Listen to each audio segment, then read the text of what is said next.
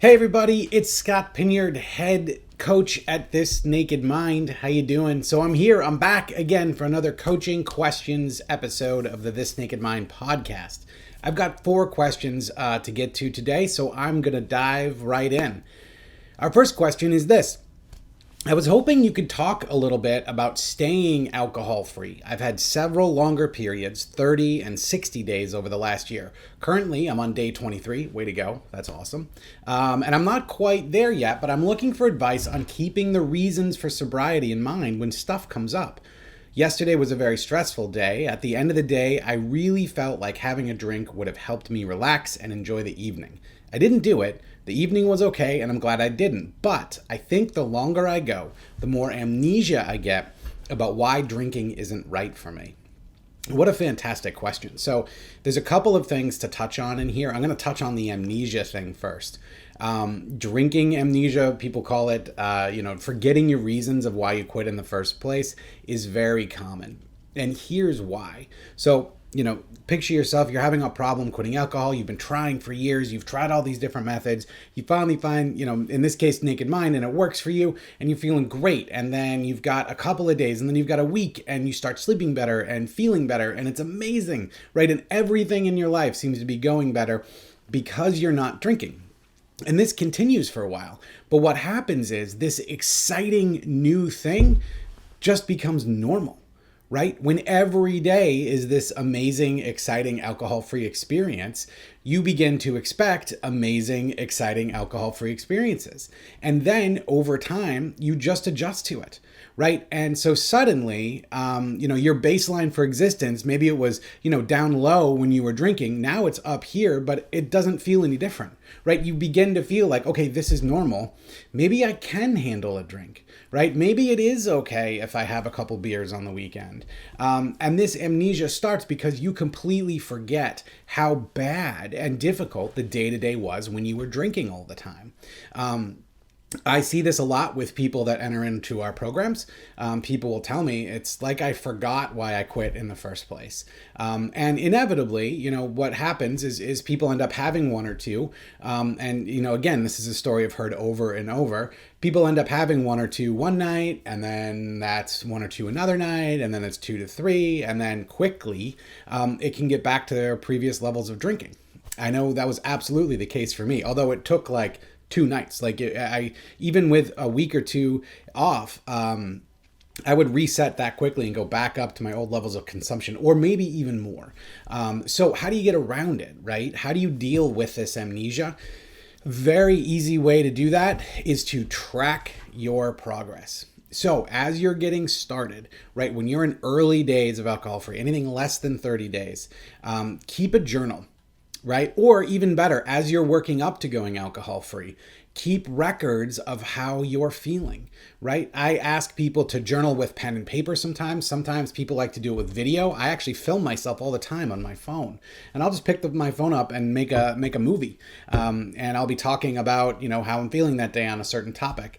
But whatever it is that works for you, taking and recording your experience, recording your emotions, how you feel, mentally and physically, will be a just unbelievably valuable record for you down the road, right? So when this amazing, exciting new alcohol-free life becomes normal, and you start maybe having some of these thoughts, you can look back and you can say, oh no, that's what alcohol does to me, right? That's how it made me feel. It's so useful to have a reminder from your own lips or your own hand, if you're writing it, of what it was that alcohol was doing to you and why you quit in the first place. Now, to the other part of your question, which was actually the question part of your question, you want advice on keeping reasons for sobriety in mind when stuff comes up, and you stumbled on a couple of beliefs. I would view this as a really good opportunity, and we all have these when we first go alcohol free. As you know, if you've gone through this Naked Mind material, we focus a lot on, what are the beliefs we have about this thing we want to change, and are those beliefs absolutely true, right? And so this question says, let me just find where it says it. At the end of the day, I really felt like having a drink would have helped me relax and enjoy the evening. So right there are 2 beliefs that seem to still kind of be stuck for you, that alcohol helps you relax and that alcohol helps you enjoy the evening. It's awesome when this happens because it gives you an opportunity to step back and use the tools that you learn inside Naked Mind programs to say, all right, I need alcohol to relax. Is this true for me?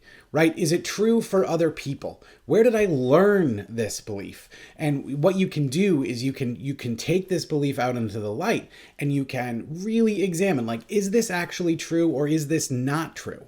Right? And if you can do that with these beliefs, the next time you encounter something where that thought might pop up in your head, like, oh man, I'd really be relaxed if I could have a drink right now, you'll catch yourself and you'll say, no, as a matter of fact, it won't relax me, right? And same thing with enjoy the evening, right? I need alcohol to enjoy the evening. Well, let's look at that belief. So if you can take those beliefs and deconstruct them, right, and figure out where you learned them from, if it's been true for you in the past, if it's true for other people in the past, and if this belief is still serving you, you're absolutely going to be able to handle when these thoughts come up again. They're going to pop into your head and then you're going to dismiss them right away. Right? So those are the two techniques I would give you on that one. Keep a journal, go back and look at either conversations you've had or videos you've made or anything over your journey so that you can keep that why very, very clear in your mind. And when you need a reminder, they're there for you. And use these opportunities like the other night when you were stressed out to and felt like you needed to relax, to really examine those beliefs, right? Find alternatives. If relaxation is what I want, what's going to help me feel better? A couple of laps around the block or a drink. These are really awesome opportunities to make that change. So I hope that's helpful. And congratulations on the 23 days. That's really fantastic. On to the next question. So here's the next one.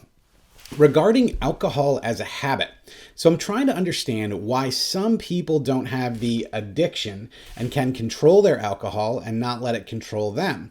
In this case, could alcohol be considered habitual for them? So here's the bottom line, and I don't want to dance around this at all. We know that alcohol is addictive to humans, full stop. So alcohol is an addictive substance. Now, the rate at which and the severity and the depth at which people become addicted is different for all of us. And there's a whole bunch of reasons why that is. I'm not necessarily going to get into all of them now.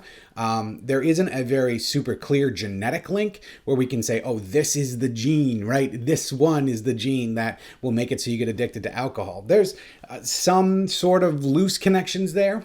There's also sort of environmental connections. So this idea that, like, if you grow up in a household where people drink, not necessarily even, alcoholic level drinking, but someone who, in your house, every time when your parents got home from work, they poured a drink and relaxed, right? There's that sort of behavioral side of it where we link in our minds this idea of coming home and relaxing with having a drink, right? That can influence you. Then, of course, there's other things like how much you drink, how often you drink, where you were in your life when you started drinking, like what was going on for you mentally and emotionally. So there's a whole host of factors that will contribute to how quickly one person or another slides down from being an occasional drinker to someone who is developing an alcohol use disorder. One thing I would encourage you to do, actually on our website, we have an article that we wrote called Am I an Alcoholic? And in that article, we talk about the alcohol use disorder spectrum. So as a lot of you probably know, the term alcoholic is not a medical diagnosable term. It doesn't mean anything from a medical standpoint. What the Centers for Disease Control and the National Institute on Alcohol Abuse and others have sort of moved to is this idea of an alcohol use disorder, which is not a black or white thing, right? It's not I'm a quote unquote normal drinker today, but then I drink too much and now I'm a quote unquote alcoholic. That it's a spectrum, right? And if you look at that spectrum, and if you go and download that article from our website, you'll be able to see, we have the chart right in there there's different things. It's basically a point system. And so you look at how many points you have and you see if you have a mild, moderate, or severe alcohol use disorder. But if you just look at what those points are, you're going to recognize that that most people you know who drink are going to be able to hit a few of those points. And so the speed at which we get from having no alcohol use disorder to having a severe alcohol use disorder is going to be different for all of us for those factors that I mentioned. But don't get it twisted. Alcohol is an addictive substance. I'm personally convinced that given enough time, any sort of drinking pattern can eventually turn into this. Now, it doesn't for a lot of people, and there are plenty of people who drink, 1 or 2 beers a week for their entire life. And there are going to be other people who have, one night binging when they're 18 that end up with a full-on severe alcohol use disorder by the time they're 20. It's different environmental factors, but no matter what, at the end of the day, we know alcohol is addictive. And so to answer your question, it's a bunch of different factors that kind of add together. In terms of, could you consider this habitual drinking? Potentially, this is a behavioral thing. So maybe you're one of those people that has a beer every time you go to Fenway, and that's the only time you drink a beer. Then maybe, right? Maybe that's a behavioral pattern that you've developed. But again, a lot of times we use this term like, oh, drinking is a habit, because we don't want to say, I have an alcohol use disorder, right? Oh, it's just a habit. I used to say this. I used to come home from work every day, and the first thing I would do, say hi to my family, and then I would immediately pour a drink. That was a habitual motion, right? That was just something I did every day. And as a matter of fact, I continued that when I quit drinking. Instead of pouring scotch, I was pouring seltzer. Right. And so that was a habit. And that remains to this day, by the way. Like at the end of my day, I go out and I get a glass and I pour myself a seltzer. So it's the behavior itself that's habitual. Whether or not there's alcohol in the glass, that gets us into a different realm.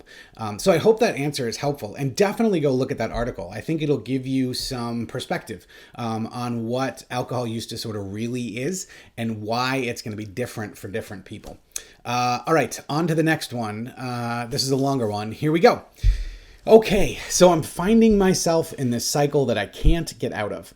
I've been following This Naked Mind for a long time. So I used to be a nightly drinker, which I'm not anymore, which feels fantastic. That's awesome. That's progress. But I almost always mess up on the weekends. Here is what happens.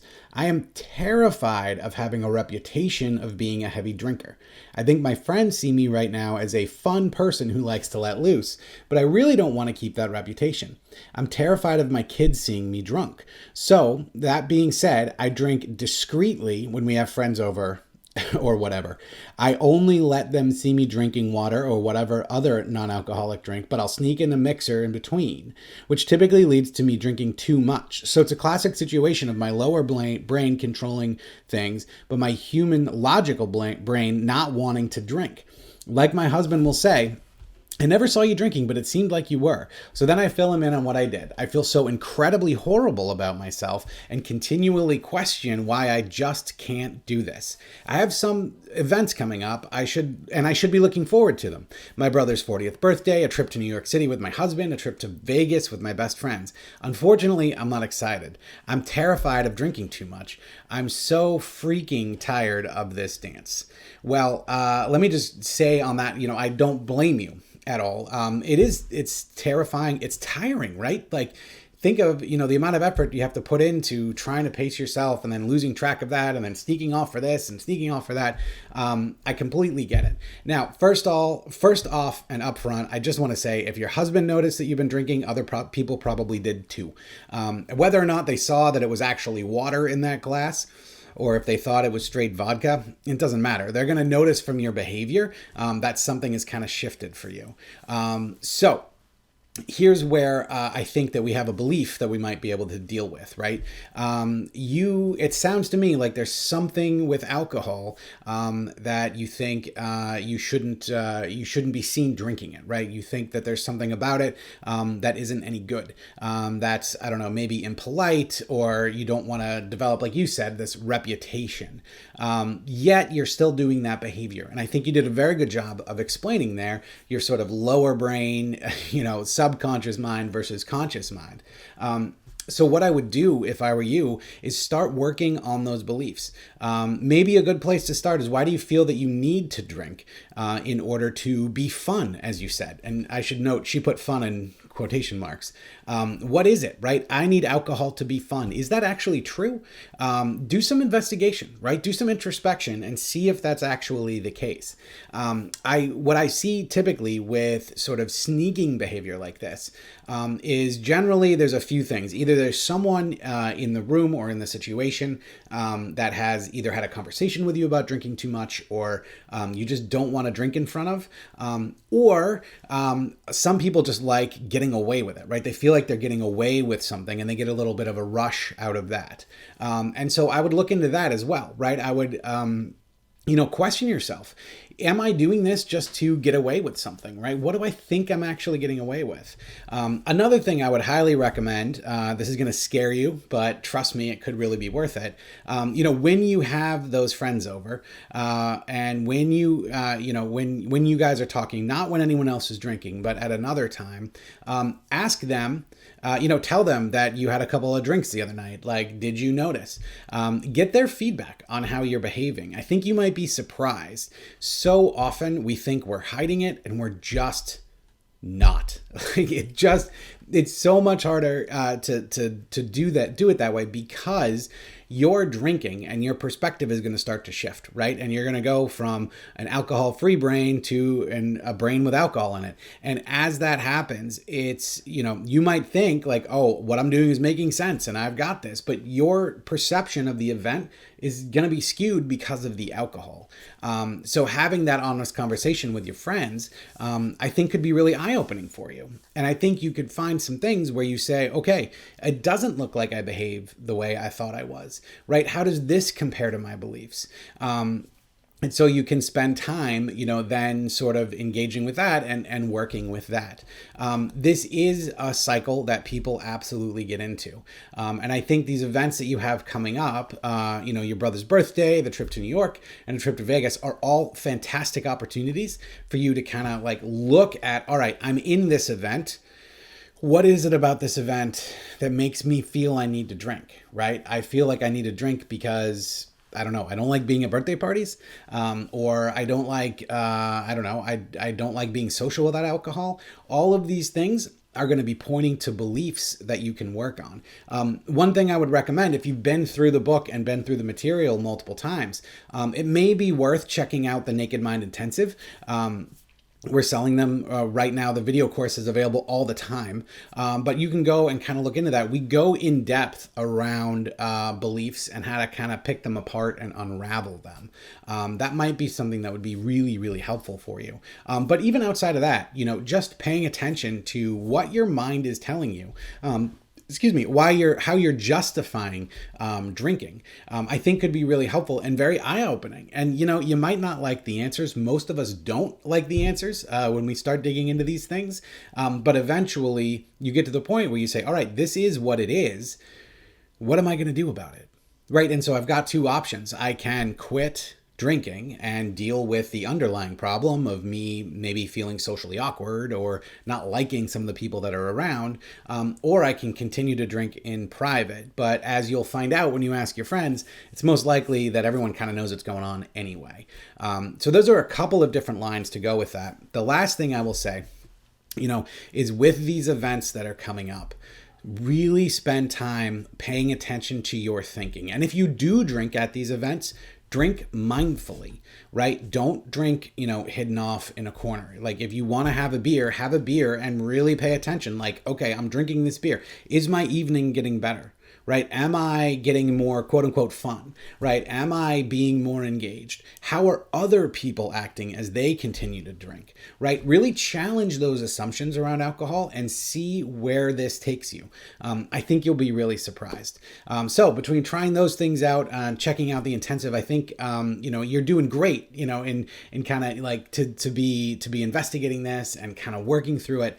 And it's just going to continue to get better. But these are some of the beliefs that you're going to have to tackle as time goes on.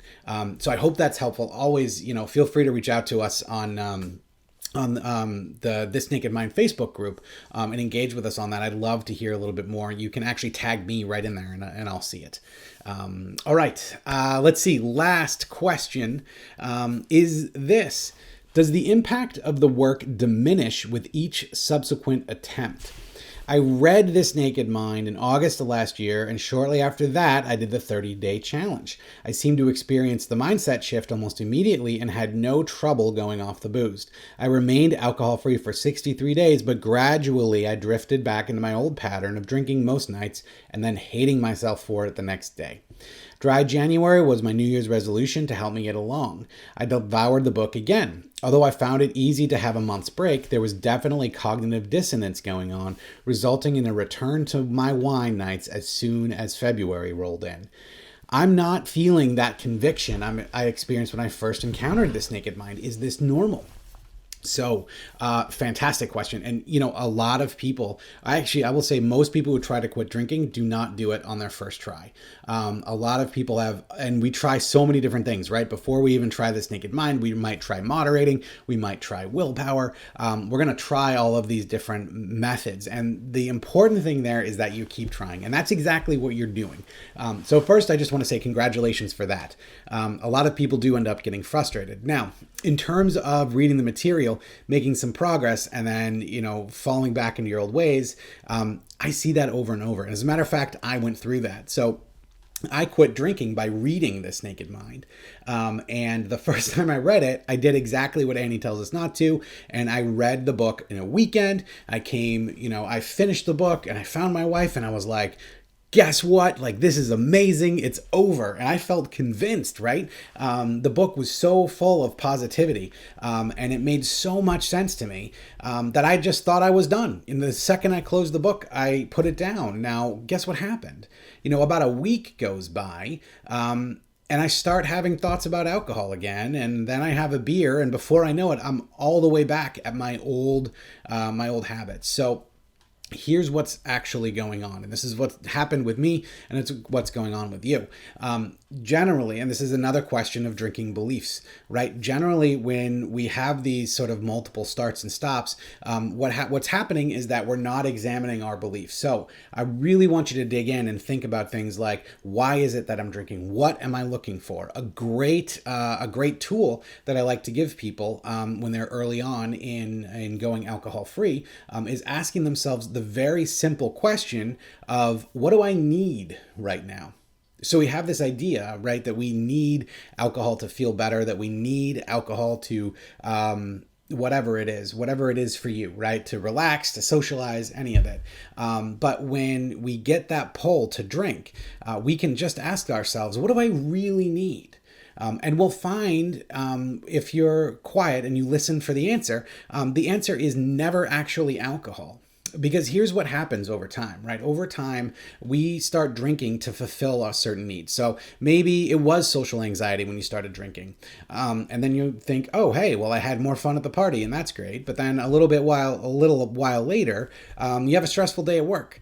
And you go, man, I really need to relax. And you have a drink and you immediately feel relaxed. And so you think to yourself, okay, maybe drinking helps me relax. And then you find another reason. And then you find another reason. And so over time, the tools and tricks that you have for helping yourself out, for fulfilling your needs, get kind of forgotten, and you slowly get tunnel vision to where the only answer to these questions is alcohol. So I'm feeling upset today, I'm going to have a drink. I'm feeling excited today, I'm going to have a drink. I had kind of a normal day, I'm going to have a drink, right? Alcohol becomes the answer to all of our questions, and we just stop asking the question of, what do I really need right now? So in your case, right, when you say you went through dry January and had no problem going along on a month, when you get to the end of that month, as you start trying to go forward into February, or as you went forward into February, and you started feeling those urges again, ask yourself that question: what is it that I need right now?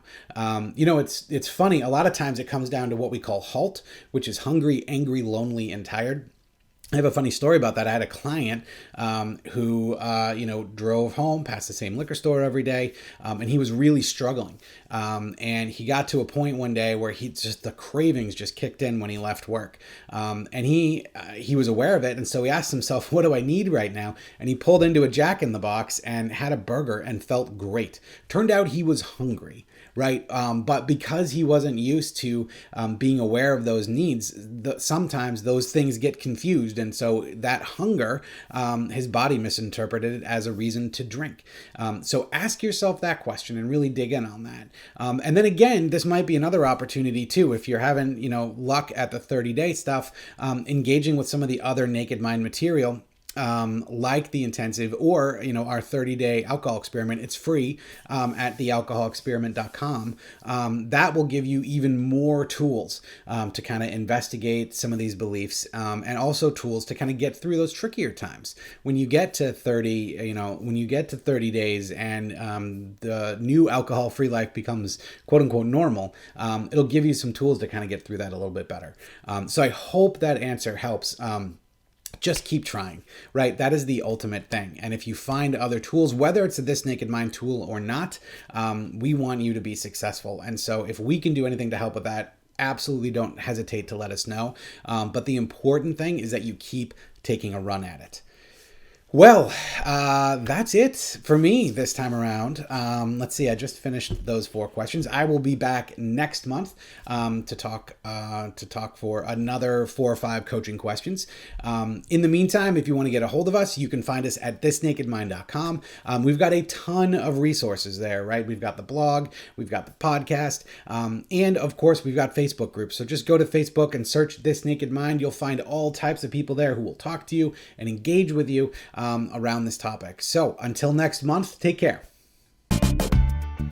This has been Annie Grace with This Naked Mind podcast. Thank you so much for listening. You can learn more at thisnakedmind.com. And please remember to rate, review, and subscribe, as it really helps us spread the word.